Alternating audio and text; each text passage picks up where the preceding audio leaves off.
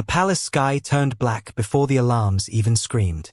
One moment, Princess Soraya Varel stood on the balcony of the royal tower, looking over the golden city of Aurelian. The next, every star above her vanished behind the hunting ships. Below, thousands of alien nobles froze in the streets.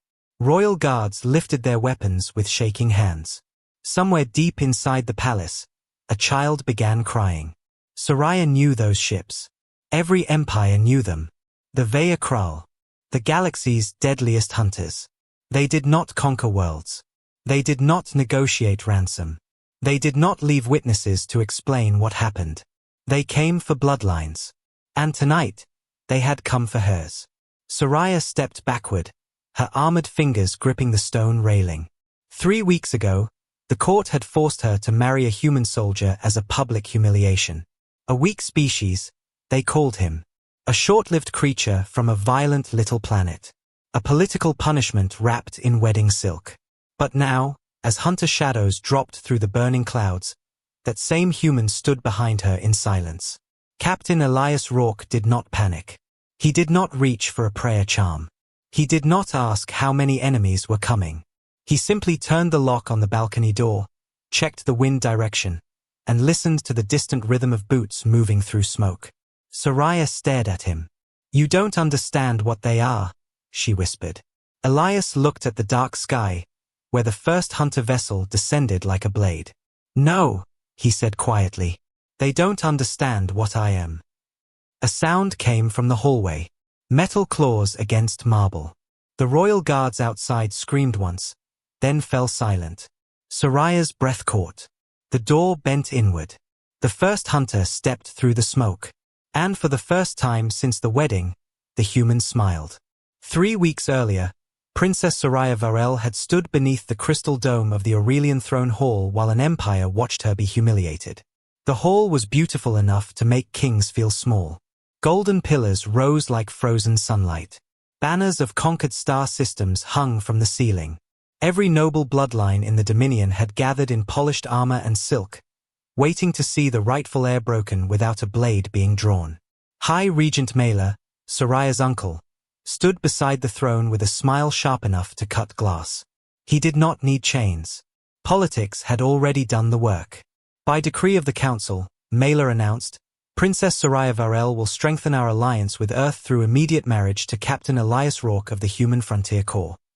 A murmur moved through the court. Then came the laughter. Not loud at first. Just soft, cruel little sounds from nobles hiding behind jeweled masks. A human.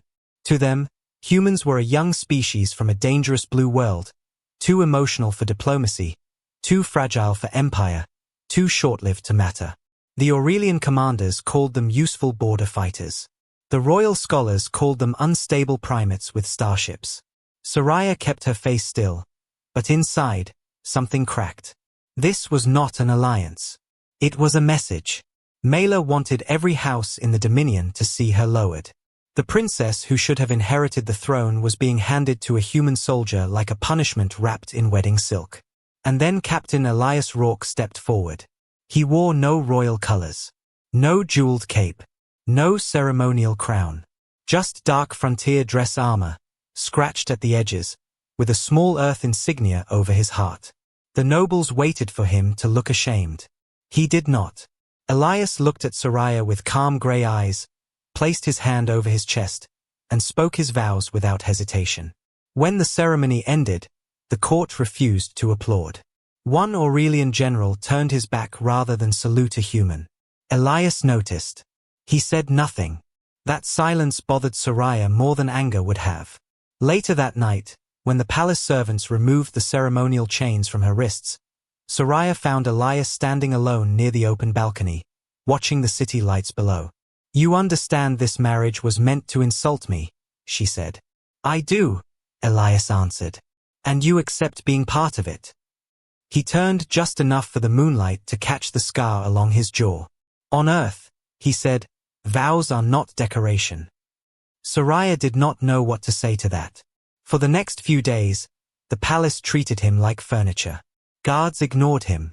Nobles mocked his accent. Advisors spoke over him as if humans could not understand strategy. But Elias watched everything. The guard rotations. The servant tunnels. The way certain doors closed too quickly when Soraya entered. Then the first warning appeared. A black symbol burned into the marble beneath the royal gate. No heat trail. No entry record. No living witness. The palace priests went pale when they saw it. The Veilakral mark. Servants began vanishing after dusk. Security drones dropped from the sky with their memory cores erased. A communications satellite fell from orbit and broke open in the palace courtyard, carrying one carved message. The princess has been marked. That was when Soraya understood. This was no longer humiliation. This was an execution. And someone inside her own empire had opened the door. That night, Elias found the same hunter mark beneath their bedroom window. He crouched beside it, touched the cold stone, and looked up slowly.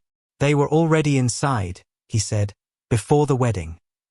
By dawn, the palace no longer felt like a palace. It felt like a cage. Every corridor was too quiet.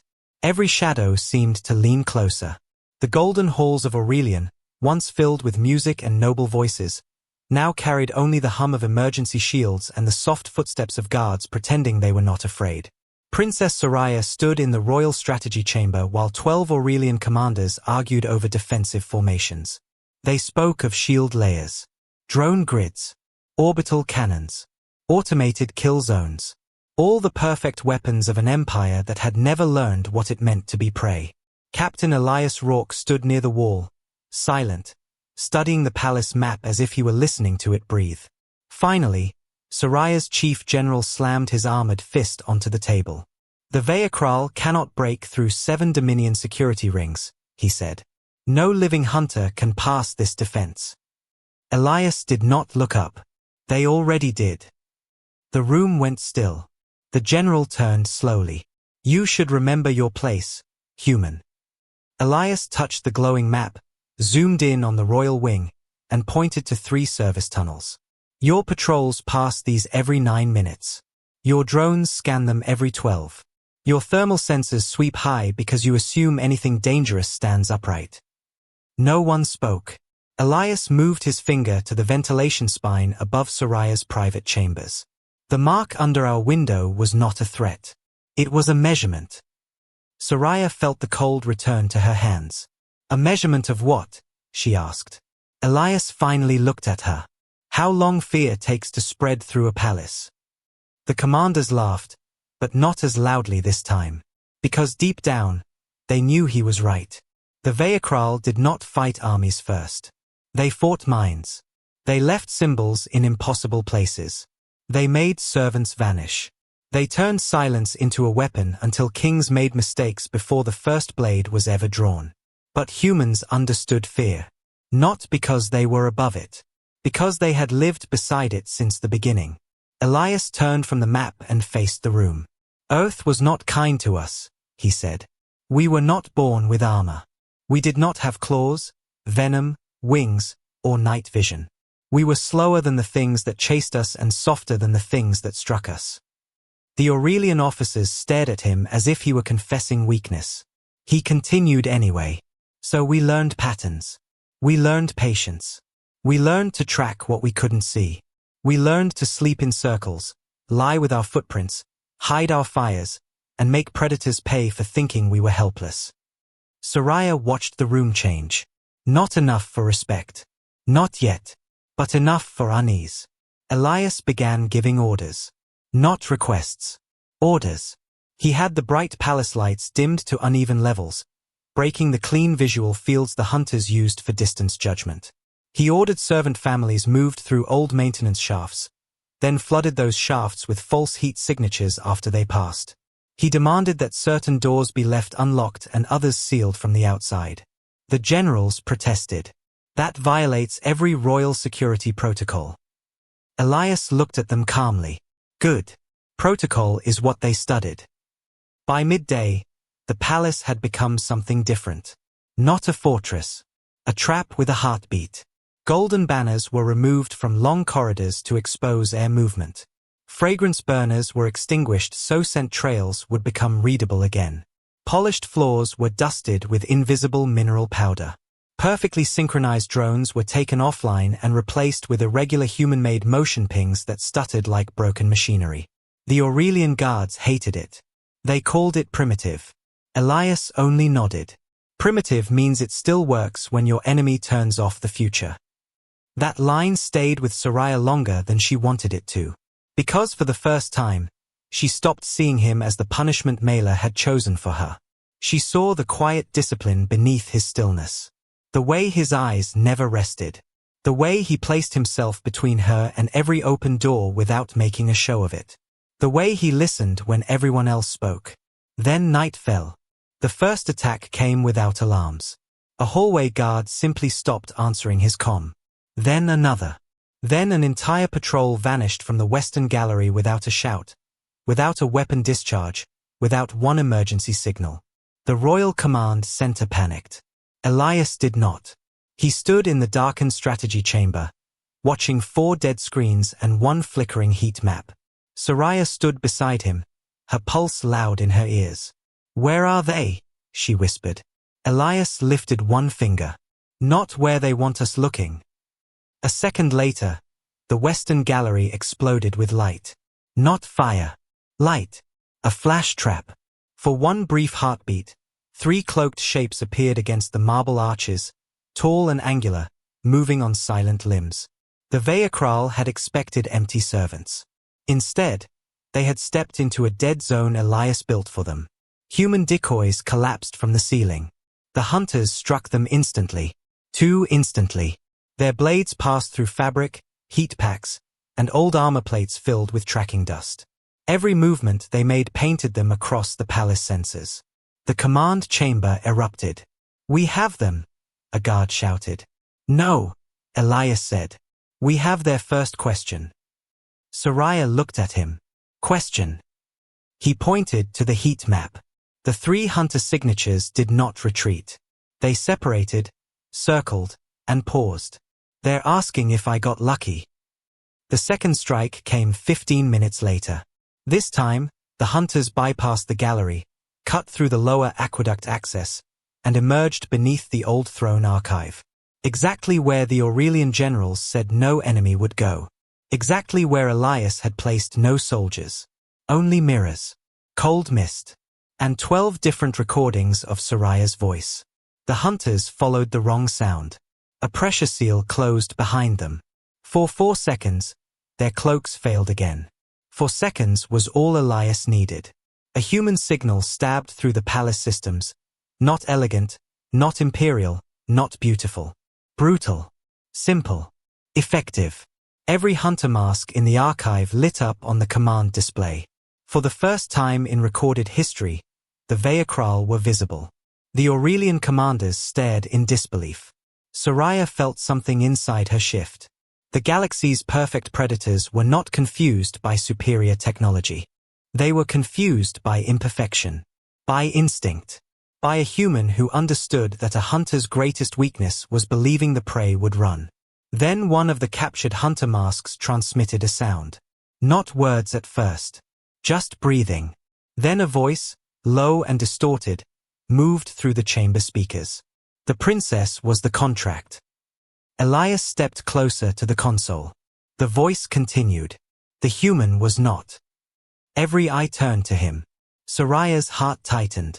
"Why does that matter?" she asked. Elias did not answer immediately. On the heat map, new signatures appeared. Not 3. 30. Then more. They were inside the palace walls, above the royal chambers, beneath the throne, behind the evacuation routes. The first attacks had not been failures. They had been a test. Elias looked at Soraya, and for the first time, she saw the full weight behind his calm. "They're not hunting you anymore," he said. Outside the chamber, something heavy landed on the ceiling. Dust fell like gray snow. Elias reached for his rifle. "Now they're hunting me." The ceiling split before anyone could move. Not from an explosion. From claws. Black metal fingers tore through the royal strategy chamber like the palace itself had become skin. Dust poured down. Lights flickered. Guards raised their rifles toward the ceiling, but Elias shouted one word before they fired. Down! Soraya dropped. The first Vayakral hunter fell through the broken stone, landing exactly where the generals had been standing a second earlier. Its armor bent the light around it, half seen, half shadow, taller than any Aurelian soldier in the room. 3 guards fired. The hunter was already gone. It moved like a nightmare with discipline. But Elias moved first. He did not chase it. He did not panic. He kicked a broken banner pole across the polished floor. The pole struck a thin wire Soraya had not even noticed. A burst of pale light flooded the chamber. The hunter's cloak failed for half a breath. That was enough. Elias fired once. The hunter slammed into the far wall and collapsed, its armor sparking against the marble. Silence hit the room harder than the shot. For 3 seconds, no one breathed. Then the palace alarms died. Every shield, every door, every command screen. Gone. High Regent Maila's voice crackled through the dark chamber speakers. Princess Soraya, he said softly, forgive me. History requires sacrifice. Soraya went cold. Her uncle was not trapped somewhere in the palace. He was watching. The old commanders stared at the dead screens as the truth unfolded in pieces too ugly to deny. Maila had not forced her to marry a human only to shame her. He had built a stage. A royal princess. A human husband. A legendary assassination. When Soraya died, the Empire would blame Earth. Maila would call it betrayal, seize the throne, and drag both civilizations into war. Elias looked at the dark speaker. You hired them, he said. Maila gave a quiet laugh. I hired certainty. Then the chamber doors blew inward. Hunters poured into the outer hall. Not a swarm. Not chaos. A clean, silent formation. The Aurelian guards broke ranks almost instantly. Their training had prepared them for battles, not predators that erased distance and sound. One by one, the Empire's finest soldiers stumbled backward. Elias grabbed Soraya's wrist and pulled her toward the service passage. Stay behind me. I can fight, she snapped. I know, he said. That's why I need you alive. They ran through a corridor filled with smoke and broken gold light. Behind them, hunter shapes moved along the walls. Ahead, the royal evacuation route waited beneath a sealed arch. But when they reached it, Soraya stopped. The door was already open. Inside lay the royal guard unit assigned to protect her escape. Alive, but unconscious. Disarmed. Arranged like a message. Soraya whispered, they knew. Elias scanned the floor. No, he said. Maila told them. A shadow dropped behind them. Soraya turned too late. The Vayakral leader stepped out of the smoke, taller than the others, wearing a mask carved with the marks of dead royal houses. Its voice came through the translator as a calm, ancient sound. Soraya Varel. Last bright blood of Aurelian. Elias stepped between them. The hunter tilted its head. Human. You were not part of the contract. Elias raised his rifle. Plans change. The leader's blade unfolded with a whisper. Around them, more hunters appeared from the ceiling arches and side corridors, surrounding them without a sound. Soraya felt the trap close. There were too many, even for Elias. Then he did something that made every Aurelian watching through the emergency channel lose hope. He lowered his rifle. The hunter leader laughed. Even Maila, still listening through the palace speakers, could not hide his satisfaction. At last, Maila said, the human understands. Elias looked at Soraya. His face was calm, but his eyes held something sharp and certain. Not surrender. Timing. The hunter leader reached for Soraya. Its armored hand closed around the royal crest on her shoulder. And the palace vanished into darkness. Not power failure. Human darkness. Controlled. Deliberate. A sound rolled through the walls. Low at first. Then closer. Boots. Not Aurelian boots. Heavier. Uneven. Human. A red emergency beacon flared above the corridor, painting the hunters in sharp broken light. From every service tunnel Elias had mistakenly left open, Human soldiers emerged with frontier armor, old rifles, patched helmets, and no royal symbols at all. Only Earth's blue insignia. A small unit, maybe 20, against the galaxy's deadliest hunters. Mela laughed through the speaker. This is your rescue? A handful of humans. Elias finally smiled. No, he said. This is the lock closing. The corridor changed. Doors Elias had left unlocked slammed shut behind the hunters. False escape routes sealed. Airflow reversed. The mineral dust on the floors rose in silver clouds, clinging to every cloaked outline. The invisible became visible. The hunters were not surrounded by soldiers. They were surrounded by a plan. Human voices moved through the dark in short, calm commands. Left wall. Ceiling track. Second target marked. Princess clear. No fear. No speeches. Just coordination. The Vehicle struck first, fast enough to blur. But humans did not fight them like duelists. They fought them like people who had spent a lifetime studying dangerous things from the dark. One human drove a hunter into a light trap. Another cut off its retreat. A third disabled its cloak generator with a tool no Aurelian commander would have considered a weapon. The palace shook as the battle moved through the corridor, sharp and brutal, but clean. No glory, no performance, only survival. Soraya watched in stunned silence as the hunters hesitated for the first time. That was the difference. The Aurelian Empire had built walls. Humans built consequences. The Vehicle leader tightened its grip on Soraya and pulled her closer, using her as a shield. Stop, it commanded. Every human froze. Elias lowered his weapon again. Soraya's heart dropped. The leader leaned toward him. You cannot save her. Elias looked past the blade, past the mask, past the fear Mela had designed for him. Then he spoke quietly. I already did. The crest under the hunter's hand began to glow. Soraya felt a pulse through her armor. The hunter looked down. Too late.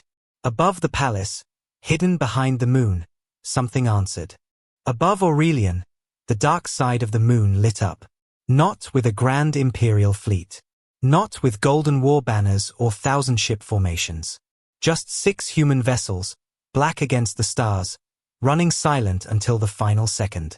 For one heartbeat, the Vehicle leader did not understand what it was seeing.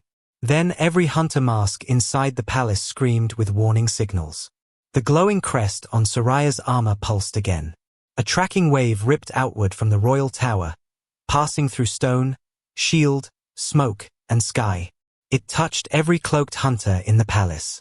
Then it reached higher, beyond the atmosphere, beyond the orbital debris field, to the hidden hunter fleet waiting like spiders above the planet. And suddenly, the galaxy's deadliest predators were visible. Every ship, every signal, every escape route, exposed. Elias looked at the hunter leader and said, You touched the wrong person. The first human vessel fired. Not a flashy beam. Not a glorious barrage. A single precise shot crossed the night and struck the lead hunter ship's engine spine. The vessel twisted out of formation, spilling blue sparks across orbit. Then the other human ships moved. Slow, quiet, mercilessly accurate. They did not chase like soldiers drunk on victory. They closed like hunters who had already studied the trail. Inside the palace, the Vehicle leader released Soraya and staggered back, listening to the panic flooding its own command channel. For the first time, its voice shook. What are you? Elias stepped forward. Human. One word. That was all. No speech could have landed harder. The hunters tried to scatter through the palace tunnels, but the doors they trusted had become cages. Their cloaks failed under the dust Elias had spread through the halls. Their comms broke into fragments. Their maps lied to them. Every weakness they had used against empires was now turned back on them. The Aurelians watched from emergency screens across the city as the impossible unfolded. The Vehicle were not winning. They were not even escaping. They were being outread, outweighted, outplanned. Princess Soraya stood beside Elias, still feeling the pulse of the human marker in her armor. Days ago, She had thought his quiet adjustments were strange. The locked doors. The false paths. The way he asked about old tunnels nobody used. Now she understood. He had never been preparing for a battle. He had been preparing for the moment the hunters believed they had already won. That was the trap. Above the moon, the final Hunter Command ship tried to jump away. It vanished for half a second. Then reappeared in a net of human signal mines. Not destroyed. Disabled. Stripped of command. Left floating in silence for the entire galaxy to see. By sunrise, the sky over Aurelian was clear. The black hunter ships were gone from the clouds. The palace still smoked in places, and the royal banners hung torn from the walls, but the city was alive. For the first time in centuries, the symbol of the Veakral disappeared from a marked royal gate. No one knew what to say. The nobles who had laughed at Elias during the wedding now stood in the throne hall with lowered eyes. The generals who refused to salute him could not meet his gaze. And High Regent Mela? He was dragged into the chamber by his own guard, pale and silent, while Soraya played the recordings Elias had gathered. Payments to the hunters. Security codes sent before the wedding. Evacuation maps altered by Mela's private office. The truth filled the room like a blade. Mela had tried to murder his niece, blame humanity, and crown himself from the ashes. But humans had a habit of keeping receipts. Soraya stood before him, no longer trembling.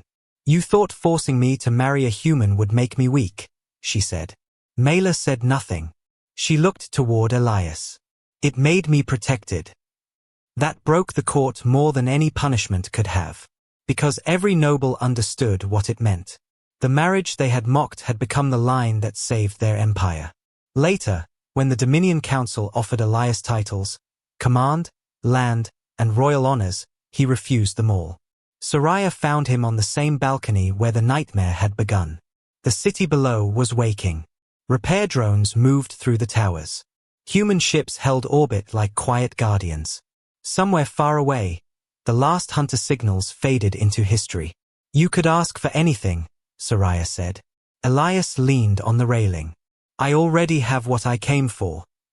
She looked down at the ring on her hand. The forced marriage chain still hung from her wrist, cold and ceremonial. Slowly, Soraya removed it. For a moment, Elias thought she would remove the ring too. Instead, she dropped the chain over the balcony and watched it fall into the dawn. Then she kept the ring. Not for the council. Not for Mela. Not for politics. For choice. For the man who had stood between her and the galaxy's deadliest hunters without once asking if she was worth saving. Soraya looked at him, and her voice softened. "On Earth," she said, remembering his vow, "is marriage always this dangerous?" Elias almost smiled. "Only when the galaxy gets involved." For the first time since the wedding, Soraya laughed. Small. Real. Alive. Across the stars, the story spread faster than any official report. A princess had been forced to marry a human. The hunters came for her bloodline. And by morning, the hunters were the ones erased from the map. That was when the galaxy learned the truth. Humans were not fearless because they did not understand danger. They were dangerous because they loved something more than fear. And the final line carved into Aurelian's rebuilt throne hall said it best. The galaxy forced her to marry a human, and learned too late that humans do not abandon what they swear to protect. But far beyond Aurelian, past the broken hunter roots, another ancient empire received the transmission. One commander watched the footage in silence.